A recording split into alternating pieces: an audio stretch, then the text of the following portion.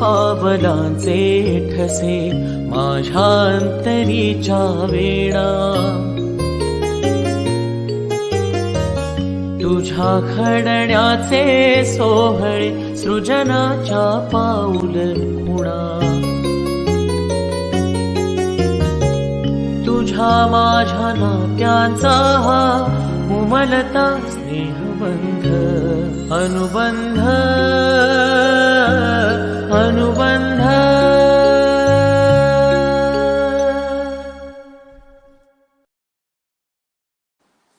नात्यांची वीण उलगडणारी ही नवी मालिका अनुबंध. मंडळी, आजच्या कार्यक्रमात आपण भेटणार आहोत अर्थातच आपण जिचे सुंदर फोटो पाहिले आणि जिला नाटक, सिनेमा, मालिका या सगळ्याच माध्यमातनं आपण गेली काही वर्ष सातत्याने बघत आलोय. अभिनेत्री स्पृहा जोशी आणि तिची आई श्रिया जोशी यांना नमस्कार. स्पृहा. नमस्कार. नमस्कार. आणि श्रिया, तुझंही स्वागत आहे.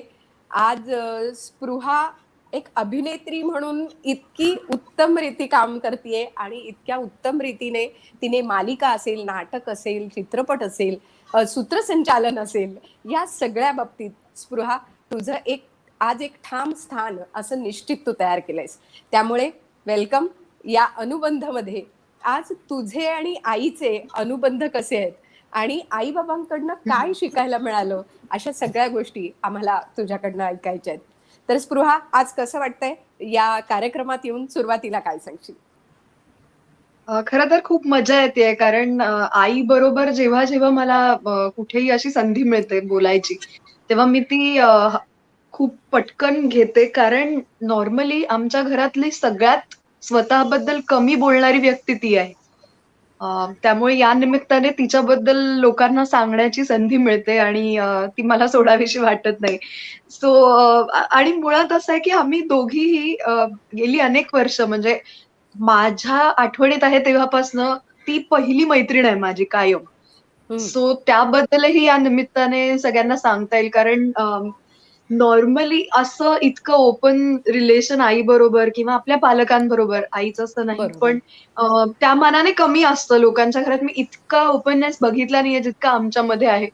आणि मला खात्री आहे आणि विश्वास आहे की मी लिटरली काहीही येऊन पहिल्यांदी आईशी आणि मग अर्थात बाबांशी पण तितक्याच मोकळेपणाने बोलू शकते. आणि कुठल्याही, म्हणजे anything and everything under the sun असं जे म्हणतो आपण, ते काहीही मी त्यांच्याशी शेअर करू शकते मोकळेपणाने.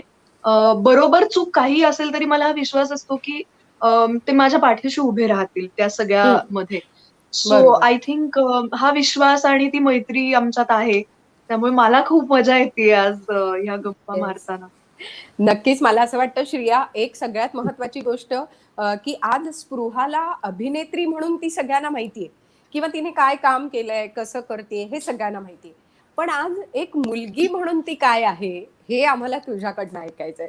तर जसं स्पृहा म्हणाली की तुमची मैत्री खूप छान आहे, तर तसं तू स्पृहाबद्दल एक मुलगी म्हणून काय सांगशील? अत्यंत अवखळ मुलगी पण मनाने अतिशय निर्मळ आणि खरं तर म्हणायला हरकत नाही, पण हाडाची गरीब आहे स्पृहा.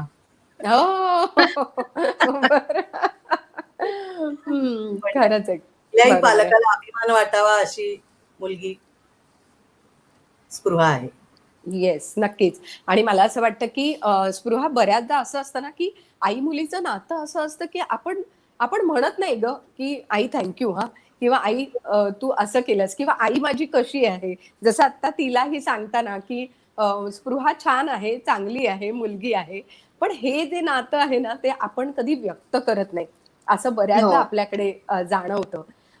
स्पृहा, तू उत्तम कविता करतेस, तर आईवर एखादी कविता केलीस का कधी? आणि इतकं तुमचं निर्मळ नातं आहे, मैत्रीचं नातं आहे, तर त्या नात्यावर कधी कविता झाली का ग? मी केल्यात एक दोन कविता आईवरती. आणि मला हेही लक्षात आलं की आईवर खूप कमी लिहिलं पण गेलंय माझ्याकडनं. जसं तू म्हणालीस की या नात्याबद्दल आपण वेगळं, कारण ते आपण इतकं गृहीत धरलेलं असतं की Actually. आता जाऊन काही वेगळं थँक्यू म्हणायचंय किंवा वेगळं काही आता सांगायचंय हे डोक्यातच येत नाही. पण कधी कधी मला जेन्युइनली असं वाटतं की ते चुकतंय कुठेतरी, हम्म. की ते सांगणं फार गरजेचं आहे किंवा ते जाऊन एक मिठी मारून एक पापी घेऊन एक हे हे लाडात येऊन हे सांगणं खूप गरजेचं आहे की तू खूप महत्वाची आहेस माझ्यासाठी. बरोबर सो मला बरोबर वाटतं की ते दॅट इज व्हेरी इम्पॉर्टंट. त्याच्यामुळे मी 1-2 लिहिल्यात, पण त्या फार मनापासनं लिहिल्या होत्या. अगदी एक बरोबर. मला वाटतं आत्ताच अगदी हा रिसेंटली या मातृदिनालाच एक कविता लिहिली होती. ती हा. मटामध्ये मला वाटतं ती छापून आली होती. अरे हो बरोबर. हो, आहे का या मदर्स समोर डेला सॉरी मातृ चार ओळी नाही कधी नेमकी ती समोर नाहीये, आहेत पण मी किंवा ती शोधीन. ती सापडेल आपल्याला. ती थोड्या वेळात बरोबर. आपण बोलत हरकत असताना नाही. मला सापडेल. हरकत नाही आणि ती सापडल्यानंतर तू आम्हाला नक्की सांग, म्हणजे आम्हाला तुझ्याकडनं ती ऐकायला आवडेल. पण श्रिया मला सांग, एक तर सगळ्यात महत्वाची गोष्ट की आज मला हा कार्यक्रम करताना असं इतकं घरगुती वाटतंय, कारण श्रिया तुझ्याबरोबर म्हणजे आता आपण इतक्या वर्षांच्या मैत्रिणी आहोत आणि स्पृहाला, क्षिप्राला वाढताना समोर बघितलेलं आहे, की लहानपणापासूनचा हा सगळा प्रवास आहे ना, हा इतका समोर बघितलेला आहे, की मलाच आज इतकं वाटतंय की अगदी आपला असा घरातला एखादा कार्यक्रम असावा असं काहीच झालेलं आहे. आणि त्यामुळे मला असं वाटतं की श्रिया स्पृहा लहानपणापासून म्हणजे बाळाचे पाय पाळण्यात दिसतात का किंवा दिसले होते का, लहानपणापासून तिचा हा जो प्रवास आहे अभिनेत्री म्हणून, तर तो लहानपणापासून दिसला की नेमका कोणत्या वयात तिला या क्षेत्राकडे वळावंसं वाटलं, हा प्रवास कसा सुरू झाला? मला वाटतं बालमोहन, हा. विद्या मंदिर आणि नाटक हम्म. हे खूप एकमेकांशी खूप जवळच्या गोष्टी आहेत. खरंय. आणि विद्याताईंसारख्या बाई तिथे आहेत माझ्या लहानपणापासून. हो मलाही विद्याताईंनी शिकवलेलं आहे. मीही त्यांच्या ग्रुपमध्ये होते. हो, म्हणजे त्याच्यामुळे तूही बालमोहनची विद्यार्थिनी आहेस. हो, हो, हो. वा. हम्म. आणि त्या स्पृहालाही तीच आवड असल्यामुळे पहिल्यापासून स्पृहाही त्या ग्रुपमध्ये होती. त्यांच्याच जवळ म्हणजे त्यांच्याच बरोबरीने ती त्याच्यात वाढलेली आहे. आणि बरोबर. तिला नाटकाची पहिल्यापासूनच आवड होती. कारण विद्याताईंच्या ग्रुपमधून तिने शाळेमध्ये प्रत्येक वर्षी मला वाटतं नाटकात ती हम्म. होती. हम्म. आणि अनेक वक्तृत्व स्पर्धांमध्ये वगैरेही तिचा सहभाग खूप असायचा. लिखाणही त्या वक्तृत्व स्पर्धांचं तीच सगळं करायची. बरोबर. तसंच नाटकं करता करताही शाळेतही तिने दे धमाल सारखी मालिका तिला मिळाली, ती हो केली. हो, मला वाटतं तेव्हा सातवीत वगैरे असेल स्पृहा. हो, सातवीत होती. बरोबर बरोबर. सात्विक. हम्म. आणि मग तेव्हापासून हा प्रवास तेव्हापासून सुरू ते झाला. चालूच राहिलं आणि तिची ती अत्यंत आवडीची गोष्ट होती. त्याच्यामुळे त्याच्यात कधी तिने तिच्याकडून विघ्न येऊ दिलं नाही. बरोबर. पण त्याही पूर्वी ती स्पोर्ट्स मध्ये सुद्धा होती. म्हणजे आज हो, हो. क्षिप्राने खेळामध्ये खूप प्रावीण्य मिळवलंय. पण ही सुद्धा स्वतः खूप छान खेळायची. अगदी. मला वाटतं जिम्नॅस्ट करायची ना, gymnastic. Artistic sorry. Gymnastics Spruha करायची सुरुवाती. बरोबर. हा. पण स्पृहाचा स्वभाव थोडासा घाबरटही आहे. हम्म. म्हणजे ती हम्म. घाबरते पटकन. एकदा हम्म. दोनदा बीम वरून ती पडल्यानंतर तिने जिम्नॅस्टिक्सला रामराम ठोकला. बरं. आणि नंतर ती समर्थमया मंदिर मधून रोप मलखांब करायची. बरोबर. तसं रोप मलखांब करतानाही ती एक दोनदा मला वाटतं ना स्पृहा रोप हो. मलखांब वरनं पडली होती. जवळपास एक 5-5.5 फुटावरनं पडले होते. ओ ओ. आणि बापरे. मी भयंकर घाबरले त्याच्यानंतर आणि हा. तेव्हापासून ऍक्च्युअली जरासा हाईटचा फोबिया सुद्धा बसल्यासारखं झालं. आणि मग वाटला. खरं सांगायचं तर तोवर ना माझं हम्म. हे करिअर इथे शेप घेत होतं. म्हणजे मला दिसत होतं एक आकार येताना. सो मला बरोबर. आणखीन एक्साइटिंग गोष्ट समोर दिसली. आणि हा. माझा स्वभाव थोडासा चंचल आहे, की एकच गोष्ट सतत करत राहण्याचा मला विलक्षण कंटाळा आहे. त्याच्यामुळे एक झालं, मग त्याच्यानंतर आणखीन एक इंटरेस्टिंग दिसलं, की मी तिकडे जाते. मग त्याच्यापेक्षा आणखीन बरोबर. काहीतरी दिसलं, की मग मी ते करायला जाते. बहुतेक म्हणून ते खेळाकडे तितकं लक्ष. आणि हा हा. माझ्या आणि क्षिप्राच्या स्वभावातला एक्झॅक्टली फरक आहे. हा. म्हणजे क्षिप्राला जर एखादी गोष्ट आवडली आणि पटली, तिने पहिल्यांदा ती जिम्नॅस्टिक्स करायला लागली तेव्हा ती 4.5 वर्षाची होती मला वाटतं ना आई? हो हो. 4.5-5 वर्षाची असेल. तेव्हा हम्म. जे हम्म. तिच्या डोक्यात बसलं, की मला हाच खेळ खेळायचा आहे, तो ती आजही त्याच क्षेत्रात तिचं करिअर करते आहे. सो खरंय. हा जो एक पर्सिव्हरन्स लागतो एखादी गोष्ट फॉलो करण्याचा, हम्म. चिवट आहे तो माझ्यात तिचा स्वभाव. तितका नाहीये. हम्म. हम्म. बरोबर. आणि मला वाटतं श्रेया, दोन मुलींमधला हा जो फरक आहे, म्हणजे एकाच घरात वाढलेल्या, एकाच संस्कारात वाढलेल्या, पण स्वभावातला जो फरक आहे तो कुठेतरी वेगळा असतो. पण तरी सुद्धा मला नक्की दोघींचं कौतुक करावं असं वाटतं, की आपापल्या क्षेत्रात दोघींनीही एक उच्च स्थान ज्याला म्हणू ते मिळवलेलं आहे. त्यामुळे हे एक समाधान, काय सांगशील श्रेया याच्याबद्दल, की हे दोघींनी त्यांच्या क्षेत्रातलं समाधान तुला जे दिलंय किंवा तुला आणि बाबांना, म्हणजे दोघांना आई बाबांना दिलंय, नक्कीच नक्कीच नक्कीच. त्याच्याबद्दल काय सांगशील? ती मात्र त्यांच्या बाबांचा आग्रह होता की तुम्ही कुठलंही क्षेत्र निवडा, पण जे निवडाल त्याच्यात चिकाटीने टोकापर्यंत, वरच्या टोकापर्यंत पोहोचायचा प्रयत्न करा. आणि ती चिकाटी मात्र दोघींनी नक्कीच दाखवली. बरोबर, बरोबर. आणि त्यामुळे एक आई वडील म्हणून एक वेगळं समाधान समाधान निश्चित मिळालेलं आहे. समाधानही आणि अभिमानही. नक्कीच. अगदी, नक्कीच. पण स्पृहा, तुला जेव्हा शाळेत अर्थात बालमोहन आणि बालमोहनची परंपरा हे सगळं आपल्याला माहिती आहे, मलाही ती माहिती आहे. आणि त्यामुळे मला असं वाटतं, की बालमोहनमधनं तो जो एक आकार मिळाला आणि त्यामुळे हो. एक पुढे जाण्याचं की एक ध्येय मिळालं, असं तुला वाटतं का? म्हणजे अशा मला वाटतं कितीतरी स्पर्धा असतील जिथे तू बक्षिसं मिळवलेली आहेस. तर शाळेतले सगळे ते दिवस कसे होते? नाही, मला वाटतं की अशी शाळा आणि असे शिक्षक मिळणं हे भाग्याची गोष्ट आहे. म्हणजे मी सगळ्या बाबतीतलं क्रेडिट काही म्हणजे बऱ्याच वेळेला मी हे फक्त शाळेला देते. कारण त्यांच्याकडनं जे प्रोत्साहन पहिल्यापासून मिळालं, त्याच्यामुळे खरं तर तो पाया घडला सगळ्या गोष्टींचा. हां. अ, हं. अगदी सुरुवातीपासून म्हणजे छोट्या-छोट्या गोष्टी असतात. समूहगीत गायन स्पर्धा, बरोबर. वक्तृत्व स्पर्धा, हस्ताक्षर स्पर्धा आणि कोणीही कुठेही बंधनं घातली नाहीत आमच्यावरती. की आज अनेक शाळांबद्दलच्या चर्चा जेव्हा मी मित्र-मैत्रिणींमध्ये ऐकते, जे हं. बालमोहनचे नाहीयेत. आता हे अनेकांना वाटू शकतं प्रेक्षकांमधल्या, की हे काय आहे म्हणजे आम्ही पण शाळेत गेलोय.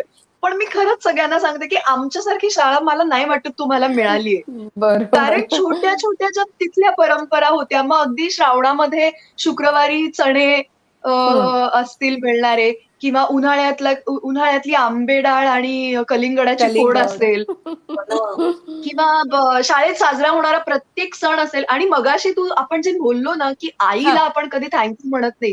हां. एक परंपरा बालमोहन खेरीज मी कुठेही ऐकलेली नाहीये. हं, हं. मातृदिनाच्या दिवशी आम्हाला एक छोटंसं पाकीट बनवून मिळायचं. हो, ज्याच्यामध्ये हो. 1 नानकटाई आणि 2 चॉकलेटं असायची.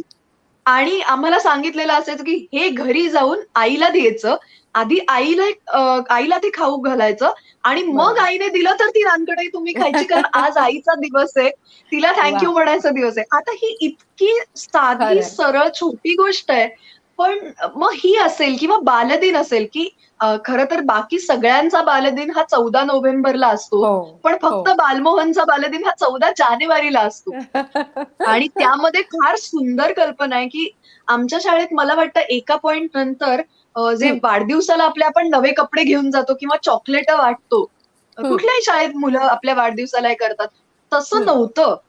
हां, पण बालदिनाच्या दिवशी तो सामूहिक वाढदिवस म्हणून बरोबर. साजरा व्हायचा, की ज्याच्यातनं कोणीच न सांगता हे कळायचं, की आज आपल्या सगळ्यांचा स्पेशल दिवस आहे. आज आपल्या सगळ्यांचा वाढदिवस आहे.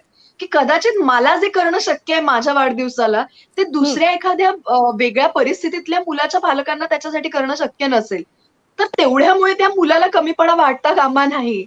म्हणून हा खरंच आहे. सामूहिक वाढदिवस ज्याचं सेलिब्रेशन अख्खी शाळा मिळून करतीये किंवा खरंय. तिळगुळ बनवणं असेल, हे इतकं हं. सुंदर गोष्टी शाळेने दिल्या आहेत. आणि मला तर वाटतं, की विद्यार्थ्यांमुळे माझ्या सगळ्याच गोष्टींचा पाया घातला गेला. म्हणजे अभिनय असेल किंवा लेखन असेल. लेखनाचं तर बरोबर.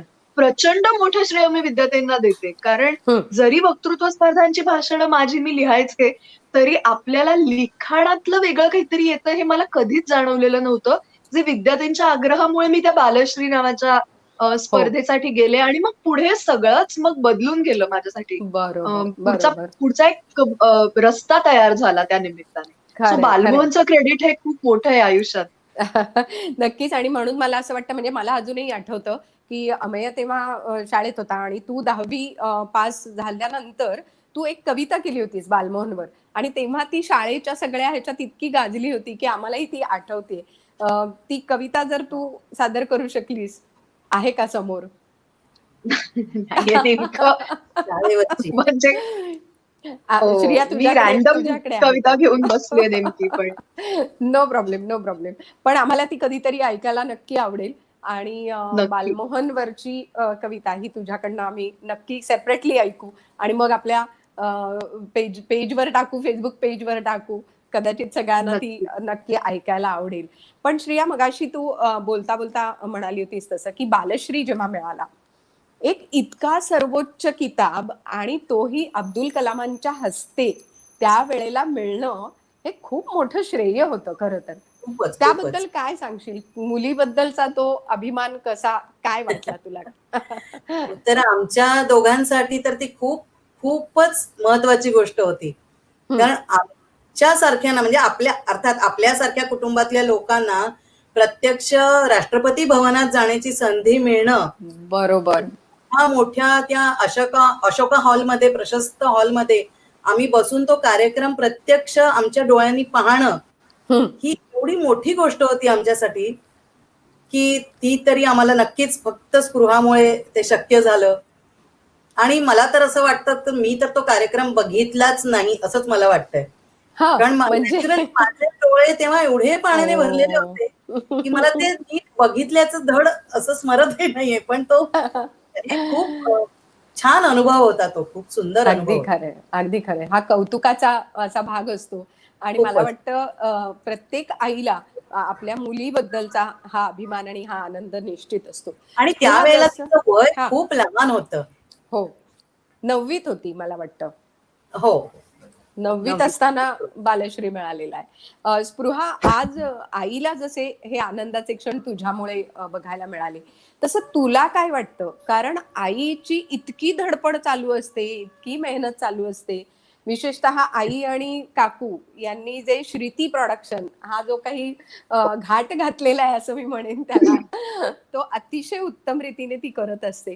तर तुला काय वाटतं, आईची जी ही धडपड आहे किंवा आईची जी मेहनत आहे त्याच्याबद्दल तुला काय वाटतं? नाही, मला त्यांचं अतिशय कौतुक आहे. म्हणजे त्या दोघीही गृहिणी आहेत, होम मेकर्स आपण म्हणूया. त्यांनी त्यांचं आयुष्य हे त्यांची मुलं हे त्यांचा प्रोजेक्ट होता खरं तर, मला वाटतं नेहमी. आणि त्यासाठी त्यांनी त्यांचं बाकी होऊ शकणारं करिअर बाजूला ठेवलंय दोघींनी. बरोबर. पण ती हौस त्यांच्यामध्ये खूप पूर्वीपासून होती. म्हणजे माझ्या सुद्धा लहानपणी, अगदी म्हणजे मी 2.5-3 वर्षाची असताना सुद्धा आई आणि काकू तेव्हा बिस्किट्स आणि नानकटाया आणि हे सगळं करायच्या, जेव्हा आम्ही एका छोट्याशा बिस्मिल्ला बिल्डिंग मधल्या जागेत राहत होतो. त्याच्यानंतर मधली काही वर्ष त्याच्यात खंड पडला आणि सगळी आमची करिअर्स, आमची धावपळ, आमच्या स्पर्धा प्रत्येक ठिकाणी, कारण आम्ही दोघी पूर्ण वेगळ्या क्षेत्रात होतो आणि दोघींनाही तो वेळ देणं गरजेचं होतं. सो त्यामध्ये कदाचित ते सगळं मागे पडत गेलं. पण ज्या क्षणी आम्ही दोघी आमच्या गोष्टी करू लागलो आणि स्वतंत्र झालो, तेव्हा ती ऊर्जा फार कमी लोकांमध्ये असते की त्याच जोमाने त्या सगळ्या गोष्टींना नवी सुरुवात करायची. आणि मग अगदी लहान घरगुती ऑर्डर्स पासून आता तर तू बघितलंयस की त्यांनी तो व्याप किती वाढवलाय. मग फक्त चिवडे आणि लाडू आणि इतक्या पुरता त्या मर्यादित ठेवलं नाही त्यांनी, तर वेगवेगळे मसाले असतील. आज श्रुती प्रोडक्ट्सच्या मसाल्यांची केवढी तरी रेंज आहे. खरं. किंवा मग साबण असतील, हँडमेड सोप्स, हँड सॅनिटायझर, त्याच्यानंतर कॅन्डल्स असतील. इतक्या वेगवेगळ्या गोष्टी त्या बनवतात, त्या त्यांनी शिकून घेतल्या, त्याचे त्यांनी 1000 कोर्सेस केले. फक्त तेवढं करून त्या थांबल्या नाहीत. आईने तर मार्केटिंगचा कोर्स केला की हे मार्केट करण्यासाठी आपल्याला आणखीन काय जास्त चांगलं करता येईल. सो ही जी शिकण्याची वृत्ती आहे आणि धडपड करण्याची वृत्ती आहे, आणि मला असं वाटतं की या सगळ्याच्या पलीकडे जाऊन एक ऍक्सेप्टन्स आहे त्या दोघींमध्ये. आणि आईकडे तुम्हाला खूप लहानपणापासून बघायला मिळालंय, काकूकडेही आणि आईकडे तर मी स्वतः जास्त जवळनं तो बघितलाय की ओके, एवढं झालं ना, हरकत नाही, एवढं तर झालं. म्हणजे ही जी पॉझिटिव्हिटी आहे ना, ती मला भयंकर, म्हणजे मला आश्चर्य वाटतं मनापासून की इतके सगळे सेटबॅक्स बसून, इतकी सगळी उशिरा सुरुवात होऊन, प्रत्येक वेळेला सगळ्या गोष्टी साथ देतात असं नाही. म्हणजे आसपासच्या बाबांची या सगळ्यामध्ये त्या दोघींना खूप साथ आहे आणि त्यांचं ऍक्टिव्ह पार्टिसिपेशन असतं. आणि जे काही गोष्टी करतात, मला आई बाबांचं एक पेअर म्हणून सुद्धा फार कौतुक वाटतं की they are in everything together. So बाबा काही करत असतील तर आईचं त्याला पूर्ण सपोर्ट असतो. म्हणजे आता बाबा प्राणिक हिलिंगचं एवढं मोठं काम करतायत, घरनं वर्कशॉप्स करतायत, पण त्यांचा थिसिस आई हाताने लिहितेय तिच्या. सो आणि हे मी आता परवाच्या दिवशी बघितलंय. सो हे जे प्रत्येक गोष्टीमध्ये एकमेकाला सपोर्ट करणं असेल, मग फिनान्शियल गोष्टी त्या नंतर आहेत त्यांच्यासाठी किंवा फिनान्शियल गेन्स त्यांच्या लेखी कायम नंतर आले.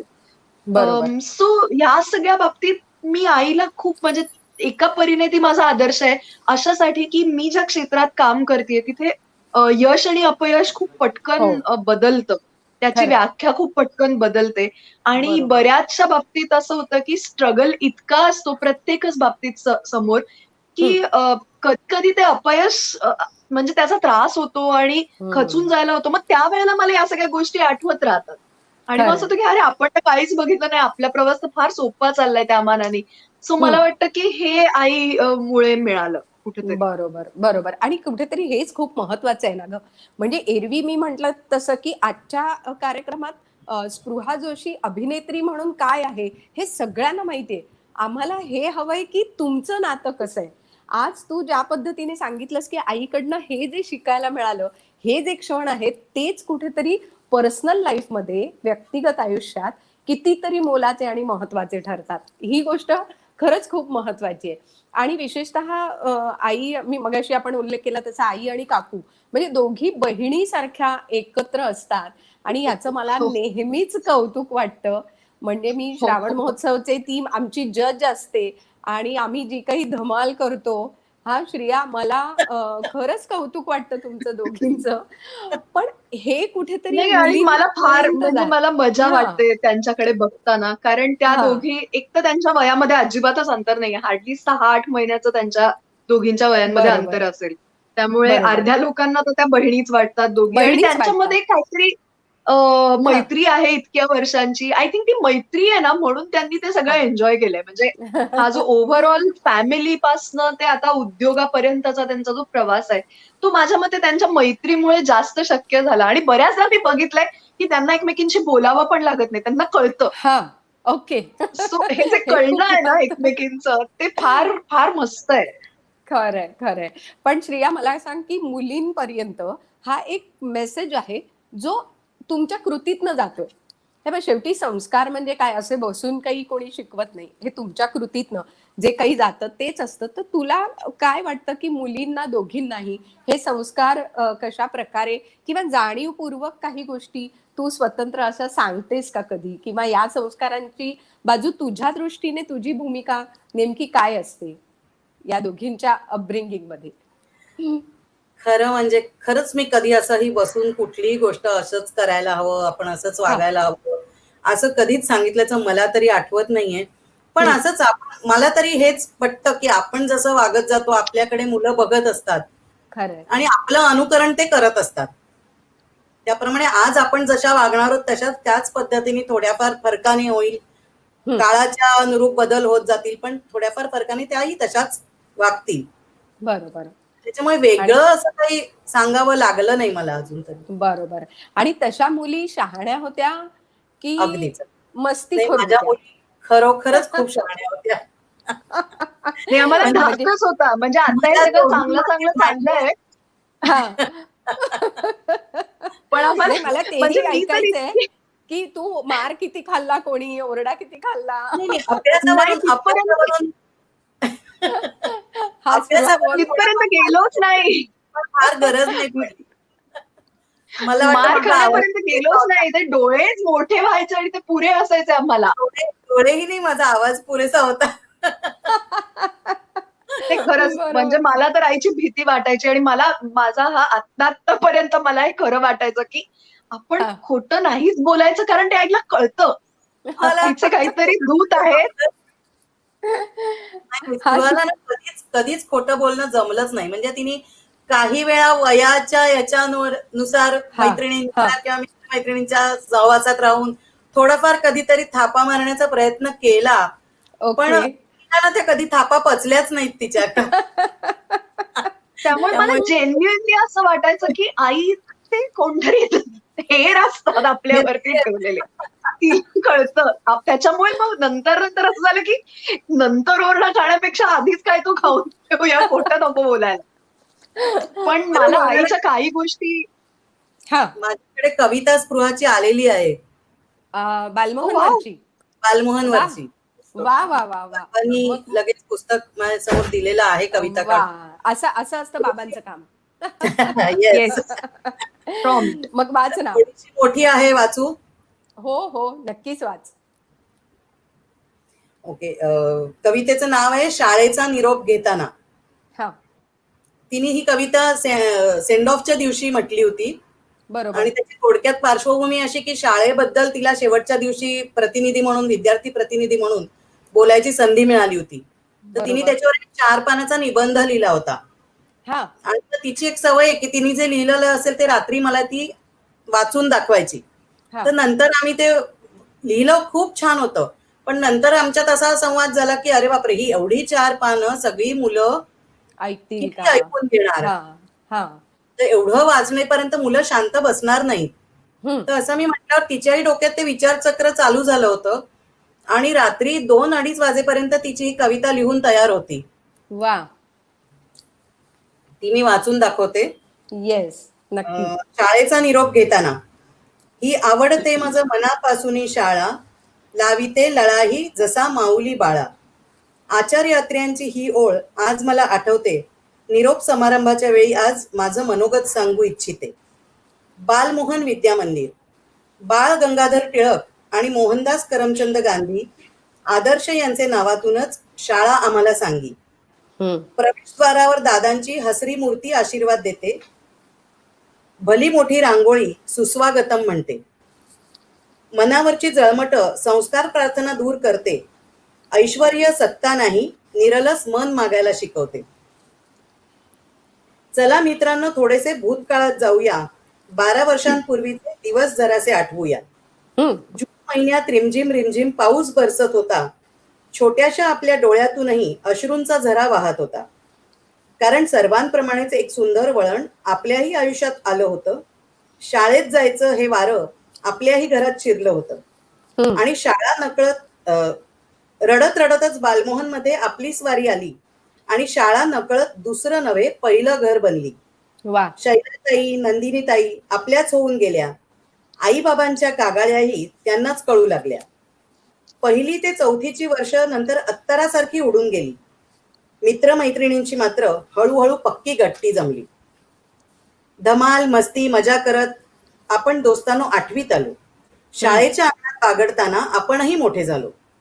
कविता, पाढे, गीतेचे अध्याय रोज म्हणू लागलो. ज्ञानेश्वरच काय, पण पाडगावकरांनाही भेटलो. क्या बात आहे. गुगलाच्या सहाय्यानं जगाची सफर करून झाली. सावरकर, भगतसिंगांची चरित्र वाचून राष्ट्रप्रेमाची ज्योत चेतवली. हम्म. भूमिती हिशेबातून आपल्या शाळेने व्यवहार ज्ञान दिलं. पण त्याचबरोबर व्यवहार जगता जगता कोरडं व्हायचं नाही आणि भावनेच्या भरात व्यवहारही विसरायचा नाही, हे बाळकडूही पाजलं. हम्म. जिज्ञासेला आपल्या इथेच खत पाणी मिळालं. स्वतंत्रपणे विचार करणं म्हणूनच आज शक्य झालं. वा उत्तमोत्तम शिक्षक इथे आपल्याला लाभले. शिकवणारा, क्षमाशील, कनवाळू तो शिक्षक हे पूर्णपणे पटले. हम्म. वेळोवेळी कौतुक करून आपलं मनोगत त्यांनी वाढवलं. दृष्ट लागण्यासारखं खेळीमेळीचं वातावरण इथे निर्माण झालं. अक्षरशः आई वडिलांची माया आपल्याला गुरुजनांनी दिली. मग इतर सगळी कृत्रिमता कधीच गळून गेली. हम्म. फक्त गुरुजनच नाही, शिपाई काकांनी दुखल्या खुपल्यावर प्रेमाने सहकार्य केलं. पैसे नसतानाही संजू काकांनी कॅन्टीन मध्ये अनेकदा खाऊ घातले. तरी वेळ प्रसंगी आम्हाला ओरडलं गेलं. अनेकांनी तर खाल्ला मार. पण जाणून आहोत आम्ही, जो प्रेम करतो त्यालाच असतो ओरडण्याचा अधिकार. आठवत आहेत युनिफॉर्म, बॅज, बूट, हेअर बँड असे काही जाचक वाटणारे निर्बंध. पण लगेच त्यांची जागा घेते त्यातून दिसणारी एकता आणि छोट्या छोट्या गोष्टीतही मित्रमैत्रिणींसोबत लुटलेला आनंद. वा आज मात्र वाटते हुरहुर, उद्यापासून आम्ही शाळेचा युनिफॉर्म घालणार नाही, हम्म. दप्तर भरणार नाही, वेळेवर या, नीट वागा असं कोणीच आम्हाला सांगणार नाही. वक्तृत्व स्पर्धांची तयारी गाण्यांच्या तालमी, नाटकांच्या प्रॅक्टिस सगळं आता इतिहास जमा होणार. दोस्तांनो, आपण या शाळेतून आता खरोखरच बाहेर पडणार. आपल्या शाळेने आपल्याला काय दिलं नाही? आटोकाट प्रेम दिलं, ज्ञानाचं दान दिलं, संवेदनशीलतेचं भान दिलं, संस्कारांनी शिगोशीत भरलेली शिदोरी दिली आणि इतरांमध्ये आत्मविश्वासानं उभं राहण्याची हिंमत दिली. यापुढे जरी आपल्यासोबत बालमोहनचा विद्यार्थी अशी ओळख देणारा बॅज नसेल, तरी बालमोहननेच आपल्याला दिलेलं स्वतंत्र व्यक्तिमत्व मात्र नक्की असेल. मोठे झाल्यावर आमच्यापैकी कित्येक जण नक्कीच मिळवतील जागतिक सन्मान. आपण बालमोहन परिवाराचेच आहोत याचा जगाच्या पाठीवर कुठेही गेलो तरी आम्हा सर्वांनाच नेहमी असेल सार्थ अभिमान. वा, आम्हाला माहित आहे आम्ही कुठेही असलो तरी आनंदी राहावं हीच असेल तुमची इच्छा. मात्र त्यासाठीच आम्हा सर्वांतर्फे मागते आपल्या आशीर्वादपर शुभेच्छा. वा, खूप छान. सगळं चित्र उभं राहिलं ना, स्पृहा. आणि हा कार्यक्रम चालू जेव्हा होता निरोप समारंभाचा, तेव्हा स्पृहाने मला सांगितलं तू बिलकुल यायचं नाहीस अच्छा, कार्यक्रमाला. का तर बरं? तिथे माझी एक मैत्रीण बसलेली होती त्या कार्यक्रमाला. हा. तिने मला फोन केला तिकडनं शाळेतून हा. की अगं तुला माहितीये का तू का आली नाहीयेस इथे, आता इथे काय अवस्था आहे तुला सगळ्यांची, तुला कल्पना आहे का? हा, स्पृहा तर रडतेच आहे, पण हा. स्टेजवरच्या शिक्षकांच्या डोळ्यात सुद्धा अश्रू आहेत आणि लहान खाली बसलेली मुलं सुद्धा रडतायत. वा, म्हणजे इतकं भारून टाकणारं वातावरण या कवितेने तेव्हा निर्माण झालं. खरंय. नाही, खूप आणि सगळ्यांच्या शाळेशी मला नंतर काही शाळेशी- शिक्षकांचे फोन आले होते. हम्म. आणि शिपाई काकांनी नंतर मला मुद्दामून सांगितलं होतं. मी क्षेत्रामुळे नंतर शाळेत जातच होते, त्यामुळे त्यांना इतका आनंद झाला की स्पृहाने आमचं सुद्धा नाव घेतलं त्याच्यात, याचा त्यांना खूप आनंद झाला होता. अगं, कॅन्टीनच्या संजू काकाला पण ती विसरली नाहीये. खरंच आहे. आणि ज्यांना हे बारीक बारीक गोष्टी माहिती आहेत बालमोहनच्या, त्यांना ह्याचे संदर्भ खरंच खूप लागतील. आणि स्पृहा, बालमोहन म्हटल्यानंतर विद्याताई, आणि विद्याताईंसाठी आपण खरंच शुभेच्छा, त्यांच्यासाठी सदिच्छा देऊया. काय सांगशील विद्याताईंबद्दल? अगदी विद्याताईंबद्दल खरं तर ना, म्हणजे असं थोडक्यात मला नाही सांगता येणार. नाही सांगता मला येणार, विद्याताईंचं खूप कौतुक आहे मनापासून, अशासाठी कारण त्यांनी ना आम्हाला किती सगळ्यांना गोड फोटो आहे. सारखं अरे वा. गुरुपौर्णिमेचा एका फोटो आहे हा. हा, वा, नाही, काय होतं ना की पहिल्यांदाच जर का तुम्हाला कोणी सांगितलं की हे ना तुला काही जमणार नाही, हा, तर मग पुढे उभं राहायची उमेदच जाते. हम्म. विद्याताई मला आठवत आहे, जे ग्रुप मध्ये यायचे ना ऑडिशनला नाटकाच्या तालमीच्या, हम्म. विद्यार्थी कधीच असं हे नाटक ठरलंय आता आपण हे नाटक करणार आहोत असं करायच्या नाही. त्या इम्प्रोव्हायझेशन द्यायच्या वेगवेगळी, आणि मग त्याच्यातनं त्या ठरवायच्या की आपण कुठलं नाटक करू शकतो. मग त्याच्यात बरोबर. सगळी जास्तीत जास्त मुलं कशी येऊ शकतील. मग समजा सगळी मुलं स्टेजवर काम नसतील करू शकत समजा, तर एका वाक्यात ती झाडं असायची कदाचित फक्त, पण उरलेल्या वेळात मग ती कॉस्ट्युमचं काम करायची किंवा बाकी काय काय छोटी छोटी इतर गोष्टी करायची. सो त्यांनी पहिल्यांदा, जे नंतर आपल्याला सांगतात ना काही नाट्य शिबिरांमध्ये जे आपण पैसे देऊन शिक्षण घेतो हा, बऱ्याच हा. वेळेला, की कुठलंही बरोबर. काम लहान नसतं, मग तुम्ही कुठलंही काम हळूहळू तुम्ही स्वतःला शोधता. आणि कदाचित मग तुम्हाला लक्षात येतं की अरे आपल्याला तर लाइटिंग करायला जास्त आवडतंय, अरे आपण तर कदाचित सांभाळण्याचं काम जास्त चांगलं करू शकतोय, मॅनेजमेंटचं, पण डिरेक्ट कदाचित जास्त चांगलं करू शकतोय. अरे हा सीन आपण आता स्वतः लिहिलाय, आपल्याला लिखाण करता येतं जास्त चांगलं, स्टेजवर राहून बरोबर. उभं राहून बोलता येत नसेल. सो हा विश्वास प्रत्येकाच्या मनात त्यांनी तयार केला. आणि मला बरोबर. वाटतं म्हणूनच असेल, पण आज या इंडस्ट्रीमध्ये फक्त अभिनेतेच नाहीत, पण अनेक तंत्रज्ञ किंवा ही जी मागची फळी आहे ती सुद्धा विद्यार्थ्यांच्या हाताखालनं गेलेली आहे. सो मला वाटतं की हा विश्वास आमच्या मनात तयार करणं हे फार महत्वाचं होतं. आणि आम्हाला जमिनीवर ठेवून, म्हणजे आम्हाला आमच्या डोक्यात कुठल्याही पद्धतीची हवा जाऊ न देता, कारण तेव्हा अगं फक्त 2-3 चॅनल्स होते जेव्हा आम्ही सिरियल करत होतो तेव्हा, आणि आम्ही ऍक्च्युली स्टार होतो. म्हणजे लहान वयातले 4 लोक ओळखायची. तेव्हा सेल्फ्या नव्हत्या, पण लोक येऊन भेटून सांगायचे की अरे तू ती आहेस ना दे धमाल मध्ये काम करणारी मुलगी.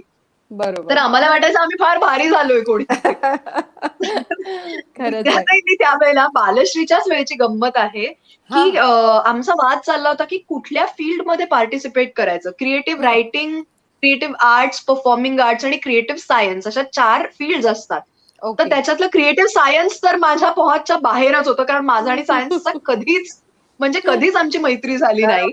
हं. पण क्रिएटिव्ह आर्टची तर त्याहून नाही. विद्याताईच आमच्या ड्रॉइंगच्या शिक्षिका होत्या. तर मला बरोबर. एक फराक मारता आला नाही. माझी ड्रॉइंगची वही आई पूर्ण करायची कायम ओ. आयुष्यभर. तर बरं. त्यामुळे तिथेही काही संबंध नव्हता. उरली 2 हे क्रिएटिव्ह म्हणजे परफॉर्मिंग आर्ट्स आणि क्रिएटिव्ह रायटिंग. तर मला असं वाटत होतं, की आता आपल्याला अभिनय आलाच. कारण आपण तर हं. सीरियल केली. आपण तर हं. शाळेत एवढी नाटकं केली. आपण तर ग्रेट. तर बरोबर. विद्यार्थ्यांनी मला एक दिवस समोर बसवून असं सांगितलं, की तुला जे वाटतंय तुला काहीच करता येत नाही. तिकडे हां. त्या फील्डमध्ये येणारी मुलं ही 10-10, 12-12 वर्ष संगीत शिकलेली किंवा नृत्य शिकलेली किंवा एखादं वाद्य शिकलेली येतात. तर तुला बरोबर. काय येतं ह्यापैकी? मी म्हणतो काहीच नाही. मग त्या म्हणल्या, की म्हणून मी तुला सांगते, की तुला चांगलं लिहिता येतं. तू लिहिता क्रिएटिव्ह येतं. रायटिंगला जा. तर बरोबर. मी खूप भांडले त्यांच्याशी आणि आम्ही विद्यार्थ्यांशी भांडू शकायचो. हां, दॅट्स द हां. Best part. की हा आम्हाला नाही मोकळेपणा पटलं होता. तर आम्ही वाद घालायचो. हा मोकळेपणा बरोबर. आमच्यामध्ये होता. बरोबर. आणि क्रिएटिव्ह रायटिंगला मी त्यांना सांगितलं होतं, मी कोरा पेपर देऊन परत येईन. मला जबरदस्ती केलीत आणि मला कंटाळा आला तर. तर त्या म्हणल्या, की "तू ये गं, कोरा पेपर देऊन ये. आधी जा तर तिथे 2 तास बस हं. तर." आणि मला बरोबर. आठवतंय विद्याताई माझ्याबरोबर नॅशनल बालभवनमध्ये आल्या होत्या त्या हो. आपल्या चर्नी रोडच्या चर्नी रोडच्या बालभवनमध्ये. बालभवनमध्ये. हां. जिथे आमची पहिली फेरी होती आणि मला इतकी बरोबर. मजा आली. तिथे 2 राउंड्स होत्या त्या फेरीमध्ये. एक हां. पेपर होता प्रॉपर 3 तासाचा हं, आणि हं. दुसरं मग एक ओरेटरी स्किल्सचा दुसरा भाग होता. तर मी बरोबर. पहिल्या राउंड नंतरच बाहेर येऊन त्यांना सांगितलं, "थँक यू, मला खूप मजा आली आणि मी होणार सिलेक्ट झोनलला." आणि मी खरंच झोनलला पुढे सिलेक्ट झाले. तर त्या वाह! म्हणाल्या, "तू बावळट आहेस, मी तुला हेच सांगत होते. उगाच माझ्याशी भांडलीस, एवढा माझा वेळ घालवलास, तुझा वेळ घालवला." सो खरंच आहे, खरंच आहे. खूप म्हणजे खूपच मजेशीर रिलेशन आहे आमचं येस, सगळ्यांचं येस. त्यांच्याबरोबर. आणि म्हणूनच मला वाटतं विद्याताईंना जरा बरं नाहीये खरं तर त्यांची प्रकृती चांगली नाहीये. त्यामुळे आपण हो. त्यांच्यासाठी सदिच्छा या निमित्ताने खरंच व्यक्त करूया, की हो, त्यांना खरंच, एकदम खरंच बाबा. बरं होऊ दे, बरं वाटू दे त्यांना. आणि श्रेया पण कसं तुला असतं ना. आणखीन एक गंमत हां, सांगते हां, उत्तरा हां. मावशी. आता त्या जवळपास बेडरिडन आहेत. पण हो. दर काही दिवसांनी त्यांचा मला मेसेज येतो, की "स्पृहा, आपण ऑनलाईन मुलांसाठी काहीतरी वर्कशॉप आई करूया." गं! त्यांच्या हो, डोक्यात हो. ते आत्ताही चालू आहे, की अशा ह्याच्यात सुद्धा मला काय-काय करता येईल लहान मुलांसाठी. वाह! वाह! बघ ना, म्हणजे अगदी शेवटच्या श्वासापर्यंत म्हणतात तसं ते कलाकार जगणं ज्याला म्हणतात ना, ते कुठेतरी विद्याताईंनी तुम्हाला शिकवलं. आणि मला वाटतं हेच कुठेतरी संस्कार असतात सगळे, की जे आई-वडिलांकडनं, शाळेकडनं, बाईंकडनं असे मिळत असतात. पण हे सगळं करत असताना जेव्हा अभिनयाच्या क्षेत्राकडे तू वळलीस, की आता पूर्णपणे अभिनयाकडे तू जातेस. श्रेया, भीती नाही वाटली, की या क्षेत्रात आपण आपल्या मुलीला पाठवतोय, हे क्षेत्र मुळातच एका दृष्टीने बदनाम, की अरे बापरे! हां, आपल्यासारख्या वाटली घरांमधनं. वाटली वाटली. हां, तर त्यावेळेला काय नेमकी तुझी मनस्थिती होती? नाही नाही, मनापासून भीती वाटलीच होती. हां, पण म्हणजे मला खरंच सांगायचं तर मला तिने या क्षेत्रात यावं हां. असं मुळीच वाटत नव्हतं. बरं. कधीच वाटत नव्हतं. हां. म्हणजे आवड म्हणून, छंद म्हणून हे सगळं ठीक आहे. हं. Okay for me. पण पूर्ण वेळ या क्षेत्राला द्यावा. कारण ह्याच्यातली वेळेचा नियोजन अजिबातच या क्षेत्रात नाही. त्याचा बरोबर. तब्येतीवर आणि याच्यावर किती परिणाम होतो तो होतोच. हं. म्हणजे आई म्हणून एक जी काळजी आणि भीती वाटत होती ती होती. बरोबर. पण शेवटी जेव्हा लक्षात आलं, की नाही, नाही ही हेच करणार, दुसरं ह्याच्याशिवाय ही हं. काहीही करणार नाही. हं. तेव्हा मग मी तो नाद सोडून दिला, तिला विरोध करण्याचा. हं. आणि तिच्या बाबांची तर खूप इच्छा होती, की तिने आय-एफ-एस हां. करावं. अच्छा. आणि हो. आणि त्या बरं. दृष्टीने तिने सर्वतोपरी प्रयत्नही तिचे चालू होते. ती बरं. अविनाश धर्माधिकारी सरांकडे ती त्याचं शिक्षणही घेत होती. अरे वाह! पण समहाऊ ते मागे पडलं तिचं. हां, सुबकचं जेव्हा नाटक निघालं लहानपण देगा देवा, हां. सुनील बर्वेंनी हे केलेलं. बरोबर. त्यांचा जेव्हा फोन आला त्यांनी सांगितलं फक्त 25च प्रयोग करायचे. हं, तेव्हा हं. तिने खूप मस्का लावला आम्हाला. की प्लीज ना मला फक्त 25 प्रयोग करून द्या. आणि आमच्या बाबांना लगेच खूप दया आली, स्पृहाच्या हा. बाबांना, की नको न ग जाऊ दे, ती 25च प्रयोग करणार म्हणते. म्हटलं शक्यच नाही ती 25 प्रयोगांवर सोडून देणं. एकदा तिने हे 25 प्रयोग केले की ती ह्या याच्यातून नक्की बाहेर येणार नाही. पण बाबांनाही या क्षेत्राची खूप आवड होती. बाबा युनिव्हर्सिटी नाटक रुपारेल कॉलेजमधून युनिव्हर्सिटीत त्यांनी गोल्ड मेडल वगैरे अरे त्यांनाही वा. मिळालेलं आहे वा. ऍक्टिंगमध्ये. तर त्यांचं कुठेतरी बहुतेक ते स्वप्न राहिलं असावं, त्यामुळे त्या याने पूर्ण थोडंफार होतंय की काय असं त्यांना वाटलं असेल. पण त्यामुळे त्यांचा पण तिला नक्की पाठिंबा होता. हा, पण मला वाटतं तू सुद्धा नाटकातनं कामं करत होतीस हा, किंवा पण मी काही थोडंफार. नाटकात हो हो मी बीएसटीच्या काही नाटकातनं कामं केली. हा. एकांकिकातनं नाटकातनं म्हणजे त्यांच्या इंटरडेको कॉम्पिटिशन्स असायच्या. माझे बरोबर. वडील बीएसटीत होते, हा. तेव्हा एम्प्लॉईज डॉटर्सना अलाउ करायचे बरोबर. भाग घ्यायला. त्यामुळे तेव्हा मी 3-4 नाटकातनं कामं केली. मलाही तिथे बेस्ट ऍक्टिंगचं प्राइज मिळालं होतं. वा, बघा म्हणजे हे सगळं पण ते आई तिथेच मागे पडलं. असं आलेलं आहे असं म्हणायला हा. हरकत नाही. पण मला वाटतं श्रिया, तेव्हा ते आई म्हणून काळजी असणं साहजिक आहे.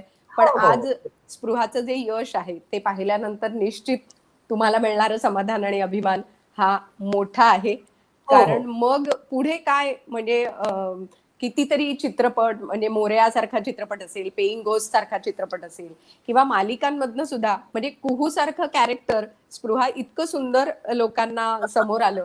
आणि मग नंतर पुढची लग्नाची गोष्ट तर तुझ्यावरच आधारित झाली. त्याच्यामुळे त्या दोन्ही लग्नाच्या गोष्टी लोकांना खूप आवडल्या.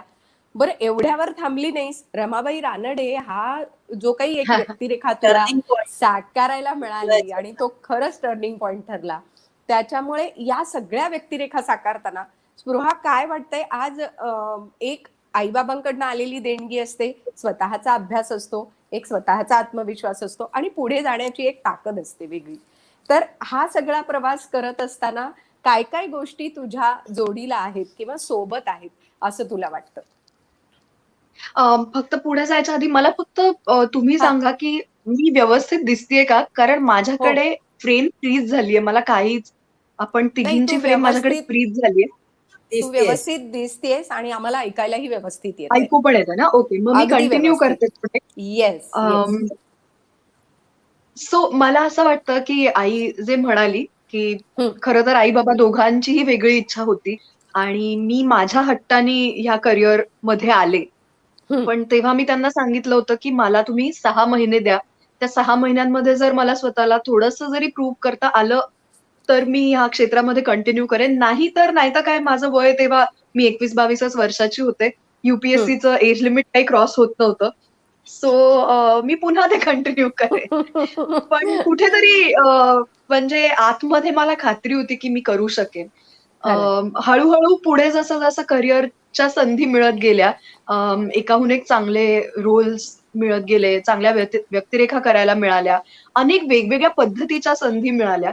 बरोबर. त्यावेळेला मला असं वाटतं, की आई-बाबा या दोघांचाही जो सपोर्ट होता, तो इन्क्रेडिबल होता. हं. कारण माझ्या स्वभावात कुठेतरी मी जसं मगाशी म्हटलं, की आईकडनं आलेलं कंपोजर आणि बाबांकडनं आलेलं बिहेवियर असं दोन्हीचं हं. कॉम्बिनेशन आहे. बरोबर. त्याच्यामुळे मी हार नाही मानत पटकन. हं. आणि ते यश, अपयश पचवणं मला घरातनं खूप सहज साध्य झालं. कारण आई-बाबांनी अत्यंत योग्य पद्धतीने आपल्याला हं. जमिनीवर राहूनच काम करायचंय हे कायम डोक्यात बिंबवलं होतं. त्याच्यामुळे खरंय. ना कधी डोक्यात हवा गेली आणि जिथे-जिथे मला असं वाटलं, की मी अडखळतीये किंवा आता माझ्याच्याने हे होत नाहीये. म्हणजे हं. एस्पेशली मला आठवतंय, की जेव्हा मी नुकतं कॅरेक्टर करायला लागले होते, बरोबर. तेव्हा एका लग्नाची दुसरी गोष्ट संपली होती आणि हो. कुहूचं जसं तू म्हणलीस, की लोकांच्या लक्षात होतं. तर बरोबर. सुरुवातीला अनेक निगेटिव्ह कमेंट्सचा सामना करावा लागला. हं. कारण हं. अनेक लोकांची आणि पहिली छोटी रिएक्शन अशी होती, की रमाबाई, तो पण एक मुद्दा होता, की आधीची तेही छोटी होतं कारण रमाबाई आणि तेही लोकांच्या करेक्ट लक्षात होतं आणि आता तुलना झाली. हां, तुलनेपेक्षा ती ट्रान्झिशन लोकांना तेव्हा नको होतं, हां. असं बरोबर. मला वाटतं. कारण त्या हं. मुलीला बघायची आपल्याला डेली सोपमध्ये काय होतं, सवय होते बेसिकली. खरंय. अं, त्यामुळे तिला बघायची इतकी सवय लोकांना झाली होती की एकतर हा बदल आणि दुसरं म्हणजे त्याच्यात ही काय बावळट, ही कविताच करत राहते काहीतरी वेड्यासारख्या, ही काय रमाबाईंचं काम करणार, अशा अनेक कमेंट्स कानावर सतत यायच्या. तेव्हा मला बाबांनी सांगितलं होतं की हे सगळं ठीक आहे, ह्याच्याकडे दुर्लक्षच करायचं असतं, पण हे डोक्यात ठेवायचं, हे विसरायचं नाही की लोक आता असं बोलतायत, बरोबर आणि आहे. एक असं काम करून दाखव की पुढे जाऊन लोकांना फक्त रमाबाई म्हटलं तुझा चेहरा डोळ्यासमोर आला पाहिजे, असं खरं. काम करून दाखव. Take it as a challenge आणि त्यांना भाग पाड म्हणायला, तुझं कौतुक करायला, की अरे तुझ्या इतकं चांगलं कोणी करूच शकलं नसतं कदाचित रमाबाईंचं काम. वा वा. सो ते कायमचं माझ्या लक्षात राहिलंय. म्हणजे मी हे बाबांनी सांगितलेलं मी कधीच विसरू शकत नाही, की भाग पाड त्यांना नंतर तुझं कौतुक करायला. आत्ताचा स्ट्रगल हा प्रॉबेबली टेम्पररी स्ट्रगल आहे, पण देर बी अ पॉइंट की जिथे ते म्हणतील की अरे दुसरा कुठला चेहरा आमच्या डोळ्यासमोरच येत नाही. आणि फॉर दॅट मॅटर तसं झालं माझ्या नशिबाने, टचवूड, की येस लोकांना येस. आजही ते कॅरेक्टर लक्षात आहे, ती व्यक्तिरेखा लक्षात राहिलीये. पण मला वाटतं की हा जो त्या दोघांचा एक त्यांच्या स्वभावातले हे दोन्ही पैलू कुठेतरी बरोबर. मला सापडतात असं वाटतं. बरोबर त्यामुळे बरोबर. ह्या क्षेत्रात स्पेशली मला वावरायला मदत होते. आणि नंतर ऑब्व्हियसली हम्म, लग्नाआधी आई बाबा आणि लग्नानंतर हम्म. मी आता तेच म्हणणार होते की नंतरही हो, तुला म्हणजे तितकाच वरद आणि सपोर्ट मिळाला. डेफिनेटली म्हणजे वरद आणि वरदचे आई बाबा ह्या दोघांचाही सपोर्ट अमेझिंग आहे. कारण नंतर मी असं ऐकलं होतं की खूप जास्त अपेक्षा बदलतात. अ, बरोबर. अनेक पद्धतीने तुम्ही घरात असावं मुळात, पहिली हम्म. गोष्ट ऑफ ऑल द थिंग्स. बाकी अपेक्षांच्या पलीकडे तुम्ही घरात असावं, ही बरोबर. अर्थातच अपेक्षा असते. पण माझ्या बाबतीत माझं करिअर हे लग्नानंतर जास्त फ्लरिश झालंय. आणि ते हम्म. समजा यांचा सपोर्ट नसता सगळ्यांचा तर होऊ शकलं नसतं. म्हणजे आजही आत्ता हम्म.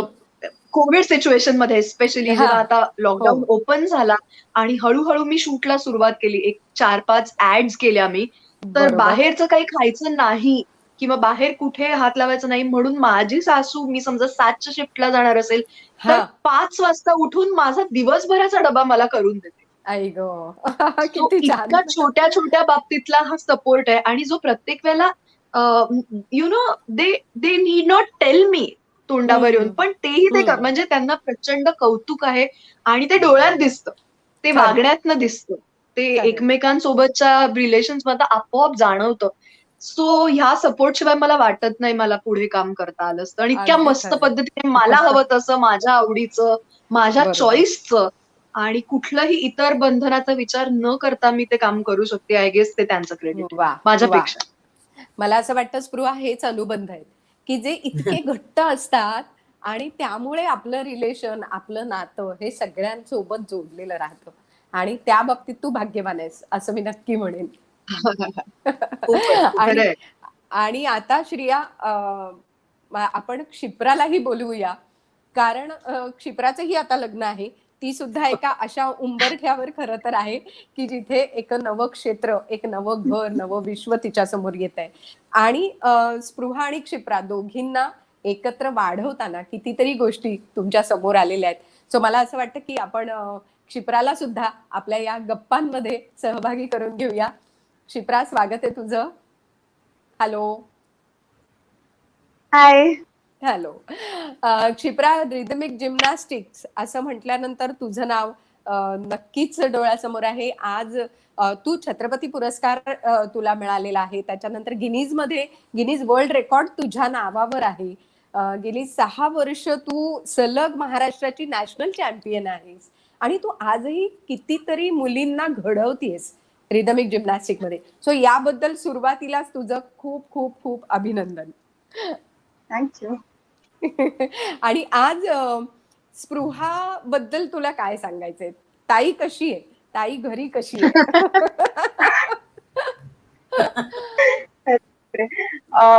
ऍक्च्युली माझी खूप सगळ्यात चांगली, सगळ्यात जवळची मैत्रीण स्पृहाताई आहे असं म्हणायला हरकत नाही. कारण आमच्यामध्ये मला आठवत नाही असं लहानपणापासून कधी आम्ही खूप भांडलोय किंवा आमच्यात वाद झालेत. छोटी मोठी भांडणं झालीत आमची, पण अदरवाईज खूप आईला मध्ये पडायला अंडरस्टँडिंग आहे ती. हा, आईला कधी आमची भांडणं सोडवायला मध्ये नाही पडायला लागलं. नाही पडायला लागलं. तो तसं आमचं रिलेशन खूपच लहानपणापासून खूपच छान आहे. आणि वा. प्रत्येक गोष्ट, कुठचीही साधी छोटी गोष्ट असू देत, ती मी पटकन तिच्याशी कधीही शेअर करू शकते. आताही तिचं लग्न झालंय. आम्ही 5 वर्ष झाली आता ताईचं लग्न होऊन. आमचं हार्डली बरोबर. भेटणं होतं हल्ली. पण तरी सुद्धा त्या आमच्या नात्यामध्ये अंतर नाही आलंय. आम्ही बरोबर. टचमध्ये आहोत एकमेकांचा खूप जास्त, आणि ते वा. शेअरिंग अजूनही कमी नाही झालंय आमचं. वा. सो आणि आता तर तुझंही लग्न आहे काही दिवसांनी, त्यामुळे आता अनुभवाचे बोल स्पृहा क्षिप्राला सांगायचे आहेत तुला. पण स्पृहा, क्षिप्राबद्दल काय सांगशील? क्षिप्रा पण स्वतःच तिचं क्षेत्र आहे आणि ती तिच्या क्षेत्रात उत्तम रीतीने काम करते. काय सांगशील तिच्याबद्दल? काय सांगू, म्हणजे आय थिंक आम्हाला सगळ्यांनाच तिचा प्रचंड अभिमान आहे आणि मी नेहमी हे म्हणते की ज्या मॅग्निट्यूडचं यश या मुलीने मिळवलंय, ते जर का समोरच्या कोणीतरी आपल्याला सांगितलं नाही, तर ते आपल्याला हम्म. तिच्याकडनं कधीही कळणार नाही, तिच्या वागण्या बोलण्याचं. इतकी नम्र आणि इतकी साधी आणि इतकी सरळ स्वभावाची ती मुलगी आहे. कुणाच्याही बाबतीतलं ती जेव्हा ऐन स्पर्धेच्या भरात होती, तेव्हाही म्हणजे हे this is very rare. This is very rare. कधीतरी आपल्या मनात येतं की यार हे काय, ह्याला का मिळालं, आपल्याला का नाही मिळालं, असं हा हा. मानवी हा. स्वभाव आहे हो, असं बरोबर आहे. होण्याचा. पण ती हा. त्या मुलीच्या तोंडून ती ऐन स्पर्धेच्या भरात असताना आणि ऐन ते त्या वयात असताना सुद्धा कधी असं ऐकलेलं नाही. ती हा. कोणाबद्दलही कधीही वाईट बोलत नाही. कोणाबद्दलही ती गॉसिप करत नाही. तिला या चर्चांमध्ये कधीही रस नसतो. मी जसं म्हटलं, ती स्वतः तोंड उघडून कधीही सांगणार नाही की तिचं यश काय लेव्हलचं आहे. राईट. त्याच्यामुळे बऱ्याच बाबतीत ती पडद्याआडून काम करणारी मुलगी आहे आणि शांतपणे न बोलता, न सांगता ती तिचं काम करत राहते. आणि ते असतं ना की कुठल्या तरी पक्षाच्या बाबतीत मी हे वाचलं होतं मागे, हा. की तो हा. फार छोटूसा पक्षी असतो आणि तो असा टक, टक, टक, टक, टक, टक, टक, टक करत हा. राहतो झाडावरती. हो. आणि मग आपल्याला विश्वासही बसत नाही, इतकं त्याचं घरटं तयार होतं. आणि बरोबर. आज त्या तिच्या घरट्यामध्ये इतक्या मुली आहेत, ज्यांच्यासाठी क्षिप्राताई ही म्हणजे डायरेक्ट अशी आहे. हो. क्षिप्राताईबद्दल त्या काही ऐकून घेत नाहीत. आणि बरं असं असलं तरी ती कोच म्हणून किती स्ट्रिक्ट आहे हे मी स्वतः जवळनं बघितलंय. म्हणजे बरं. मलाच आश्चर्य वाटतं की ही एवढी शांत अदरवाईज असणारी मुलगी बरोबर त्या मुलींकडनं सगळं करून घेते. सो ती कमांड, तो कंट्रोल तिच्याकडे. वा. सो पण एक माणूस म्हणून मला असं वाटतं की ती फारच गोड मुलगी आहे. कधी-कधी असं वाटतं की एवढंही इतकं पण सरळ साधं राहू असू नये. नये, की लोक आपला फायदा घेतील. पण ते तिच्या बरोबर. गावीही नाहीये. म्हणजे हे सगळे विषय माझ्या मते तिच्यासाठी एक्झिस्टच करत नाही. बरोबर, बरोबर. पण क्षिप्रा इतकं छान खरं तर आहे आणि हा स्वभाव आहे. हा स्वभाव तुझा असाच छान राहू दे, असं सुद्धा मी नक्की म्हणेन. पण मला सांग, की तुमच्या सगळ्यांच्या दृष्टीने म्हणजे स्पृहा आहे घरी, आता ती लग्नानंतर तिकडे आहे, पण तरी तुम्ही एकत्र घरात आहात, आई-बाबा आणि तुम्ही दोघी. तर असे आनंदाचे क्षण कसे असतात? तुझ्या लेखी तू काय सांगशील? ते आनंदाचे क्षण कोणते? ऍक्च्युली आम्ही सगळ्यात मला महत्वाची गोष्ट लहानपणापासून जे आम्ही करत आलो, आम्ही कधीच टीव्ही लावून जेवायला बसलोय असं मला आठवत नाही वा. लहानपणापासून मलाही. कारण प्रत्येकाचं शेड्यूल इतकं वेगळं असायचं. मी खेळायला सुरुवात केली, स्पृहाताईच्या इतक्या वेगवेगळ्या ऍक्टिव्हिटीज होत्या शाळेत असल्यापासून. पण असा खूप कमी वेळ आम्हाला चौघांना एकत्र मिळायचा. तर आई-बाबांचं हे खूप होतं की जेवणाचा वेळ हा आपल्या चौघांचा वेळ आहे, जो आपण हा. एकत्र एकमेकांशी बोलत गप्पा मारत स्पेंड करायचा आहे. आणि ती मला खूप गोष्ट म्हणजे अगदी अशी ठळक डोक्यात आहे. तो आमचा बरोबर. वी टाइम, फॅमिली टाइम असायचा रात्रीच्या जेवणाचा. बाबा ऑफिस मधनं वा. यायचे, मी प्रॅक्टिस करून यायचे आणि चौघांनी एकत्र जेवायला बसायचं. ही एक खूप छान गोष्ट असायची आमच्यासाठी. मी सांगू अं, का आणि आणखीन एक? हा. हा. सॉरी मी मध्ये इंटरप्ट नक्की, करतेय. नक्की. पण हो, सांग ना. तू जे म्हणालीस ना, की आम्हाला सेलिब्रेशनला काही हा. ओकेजनच लागत नाही. म्हणजे whenever we are together it's a celebration आणि ते आजही टिकून आहे. आम्ही अगदी लहान असल्यापासून मला आठवतंय, की बाबांना त्यांच्या कामामुळे ते कधीही आम्हाला 7:30-8ला वगैरे घरात आलेले आठवत नाही. त्यांना कायम यायला उशीर व्हायचा. तोपर्यंत आम्ही झोपाळलेले असायचो. पण शनिवार रविवार जे आम्हाला मिळायचे ते फक्त आमच्या चौघांचे असायचे. मग वा. जेवायला जाणं असेल, आम्ही कायम सिनेमा नाटकांना एकत्र गेलोय. आम्ही अनेकदा पुस्तकं त्यांचं वाचन एकत्र केलंय. माझ्या कवितांचं वाचन एकत्र केलंय. पहिला वा. पाऊस पडल्यानंतर कायम हा ठरलेला प्लॅन की मरीन ड्राईव्हला गाडीने चक्कर मारायला जायची आणि पावसात भिजायचं.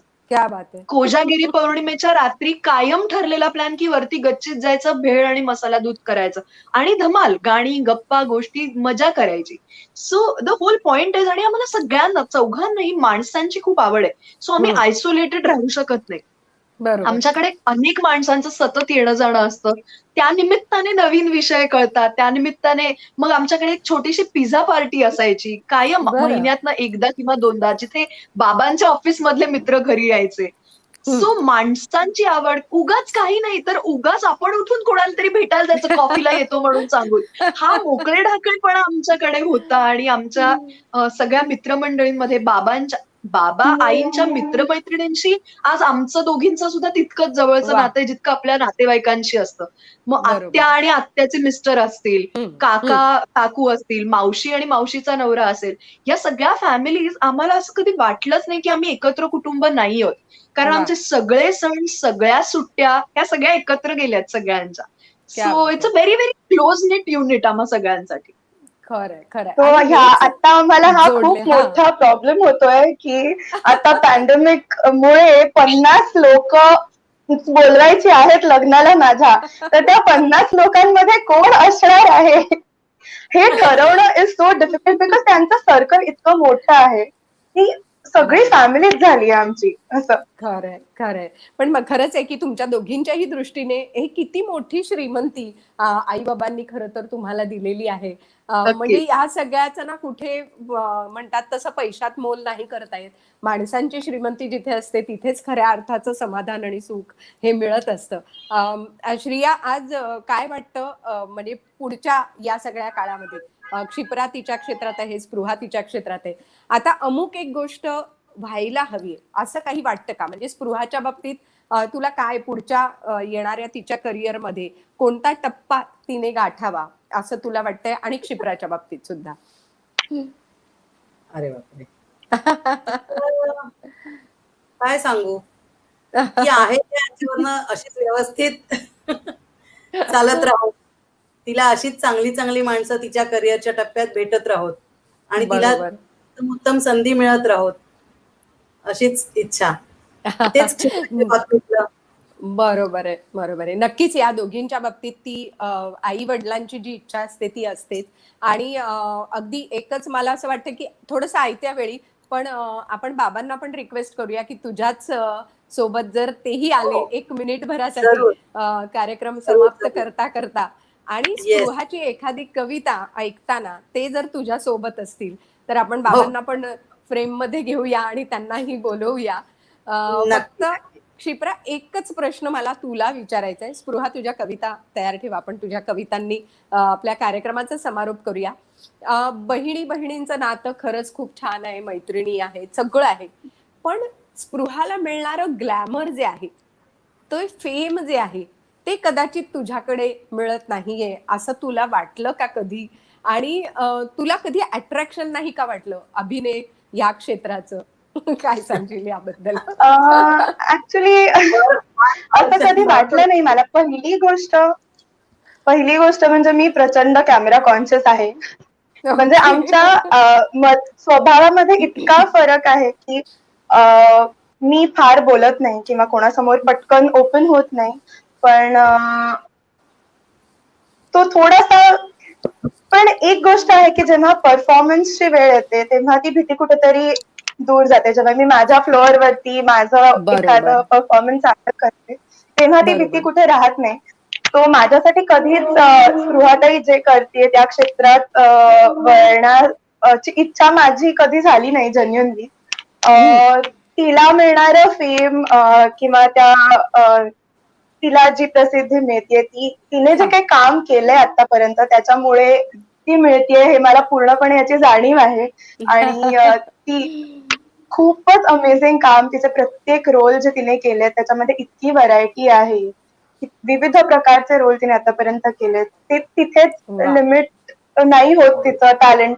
कविताही खूप छान करते ती, हो उत्तम सूत्रसंचालन लिहिते. खूप छान करते. सो तिचं शी इज व्हेरी टॅलेंटेड. त्याचं तिचं फील्ड हे कम्प्लीट वेगळं आहे, पण समहाव माझी कधी मला ते खूप आवडतं तिला बघायला तिकडे, किंवा तिच्याबद्दल लोक इतकं छान छान बोलतात, त्यांना आवडतं तिचं काम, हे बघून मला खरंच खूप छान वाटतं. पण माझ्यासाठी मी जो करिअर पाथ निवडला आहे, I am really happy with what I am doing right. Yes, आणि निश्चित तुझ्या क्षेत्राबद्दल सुद्धा आम्हाला तितकाच अभिमान आहे, आणि तू तुझ्या क्षेत्रामध्ये मिळवलेलं जे यश आहे तेही नक्कीच क्रेडिटेबल असा आहे. सो स्पृहा, आज आपण बाबांनाही बोलवूया आणि आईच्या प्रेम मध्ये Yes. बाबा जॉईन Yes. होतील. वेलकम, स्वागत आहे तुमचं. नमस्कार. नमस्कार. आणि आज तुमच्याकडूनही स्पृहाबद्दल अगदी थोडक्यात ऐकायला आवडेल आम्हाला. हो, खरंच खूप आठवणी आहेत आणि खूपच तिच्याबद्दल बोलता येईल. पण 2 महत्वाच्या गोष्टी मी सांगेन एक स्पृहाबद्दलची, म्हणजे आम्हाला तिच्यामुळे अशोका हॉलला जाता आलं दिल्लीला, आणि कलामांचं आम्हाला प्रत्यक्ष दर्शन अगदी 2 फुटावरनं होऊ शकलं, हे तिच्यामुळे शक्य होतं.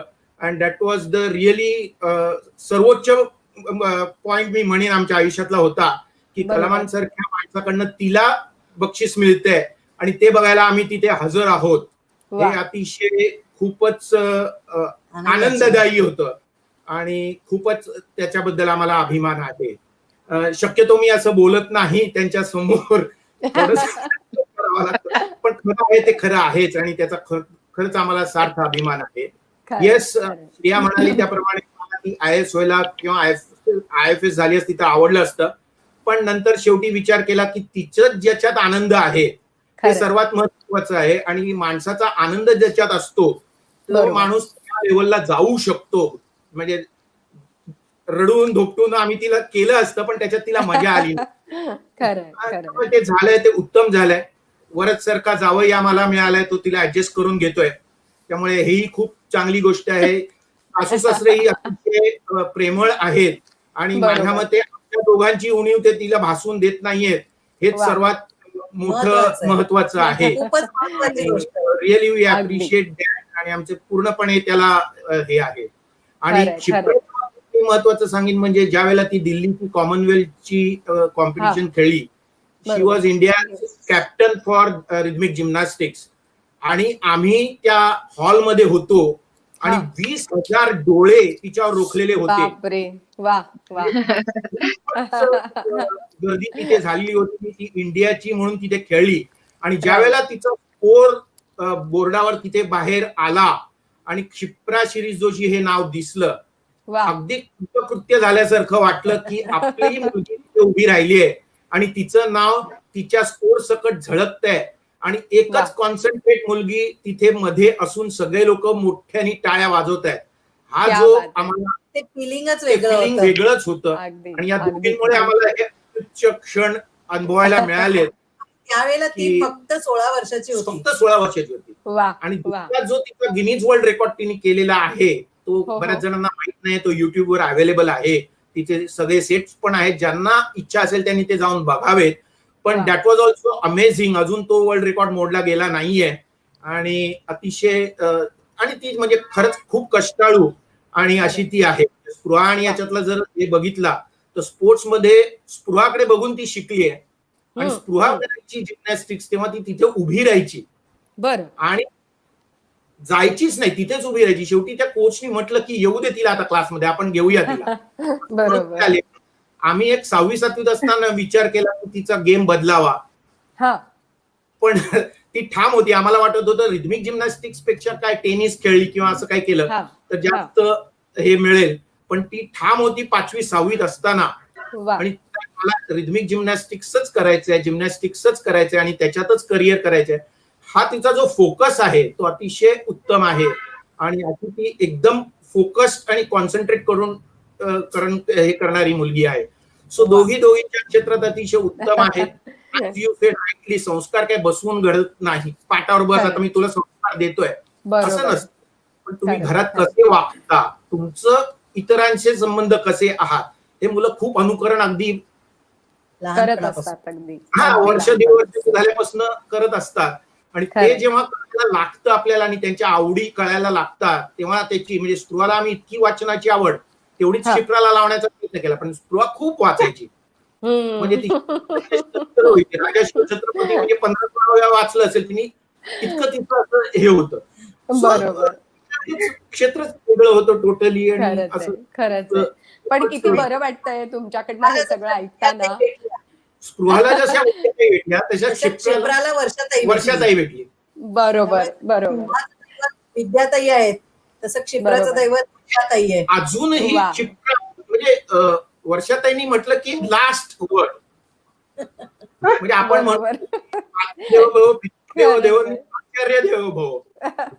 नाही, हेच खूप महत्वाचं असतं आणि किती Yes. बरं वाटतंय असं की स्पृहा, क्षिप्रा तुमच्या दोघींबद्दल इतकं भरभरून जेव्हा आई वडील बोलतात. म्हणजे बघ, मी अगदी सुरुवातीला म्हटलं होतं तसं की या नात्याबद्दल आपण व्यक्त होत नाही, पण आज हा एक निमित्त आपल्याला जेव्हा मिळाले तेव्हा इतकं छान वाटतंय की इतकं भरभरून तुम्ही सगळं बोलताय. आणि हेच खरं तर नात्याचे अनुबंध आहेत जे आपल्याला जपून ठेवायचे. सो आजच्या या कार्यक्रमाची सांगता करताना स्पृहा, एखादी छानशी कविता तुझी आम्हाला ऐकायला आवडेल. आणि आणखी मी एक ना- फक्त एक सांगतो. हा. चांदणचुरा म्हणून 2009 साली आम्ही स्पृहाचा कविता संग्रह प्रसिद्ध केला. त्यावेळेला तिची ज्या बालश्रीच्या कविता होत्या प्लस आणखी काही तिच्या ज्या कविता होत्या लहान असून सुद्धा तिच्या कविता खूप मॅच्युअर्ड होत्या. तिला ते वाटत नाहीये आत्ताही, ती असंच म्हणते चायल्डिश कविता आहे, पण तसं नाही. आणि म्हणून बरोबर. खालती डेट टाकलेली आहे की ही कविता कुठल्या दिवशी केलेली आहे, हा, आणि कुठच्या वयात केलेली आहे कुठच्या वयात, म्हणजे ऑटोमॅटिक ते हे झालंय ऑटोमॅटिकली. हा, बरोबर. एक्झॅक्टली.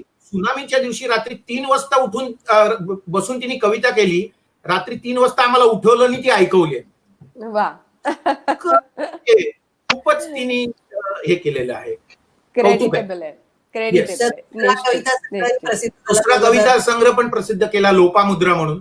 वा, तो वरद आणि स्पृहाने मिळून केला. 2014 मध्ये तो केला.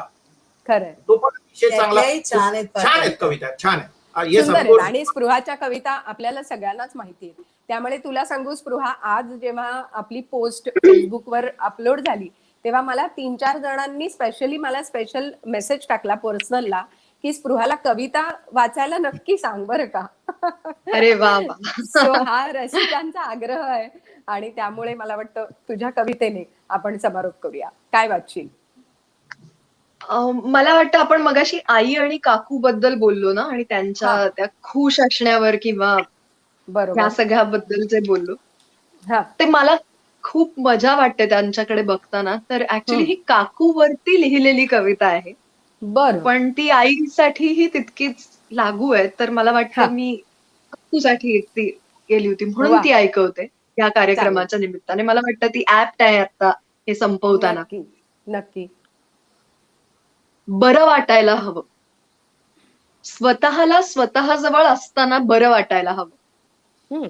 स्वतःला स्वतः जवळ असताना बरं वाटायला हवं. दुसरं कोणीही आजूबाजूला नसताना आपलं असणं खरं वाटायला हवं. वा. स्वतःला स्वतः जवळ असताना बरं वाटायला हवं. आरशात बघताना हसायला हवं. काहीच विशेष घडलं नसताना एखादं फूल सहज माळायला हवं. स्वतःला स्वतः जवळ असताना बरं वाटायला हवं. वा. जळमट झटकताना जुनं पानं काढायला हवं. हम्म. जळमट झटकताना जुनं पानं काढायला हवं. नवं काही सजवताना सांदी कोपऱ्यात साचलेलं विसरायला हवं. स्वतःला स्वतः जवळ असताना बरं वाटायला हवं. वा. तू आहेस असशील नसशीलही कदाचित. तू आहेस असशील नसशीलही कदाचित. मी मला तरीही सापडायला हवं. वा. मी खरंच मला आहे. तरीही सापडायला हवं. मला स्वतःला स्वतः जवळ असताना बरं वाटायला हवं. दुसरं कोणीही आजूबाजूला नसताना आपलं असणं खरं वाटायला हवं, बरं वाटायला हवं. क्या बात आहे. वा. क्या बात. खरंच आहे. आणि आता सध्याच्या दिवसात हे बरं वाटायला हवं, हे खूप महत्वाचं आहे स्पृहा.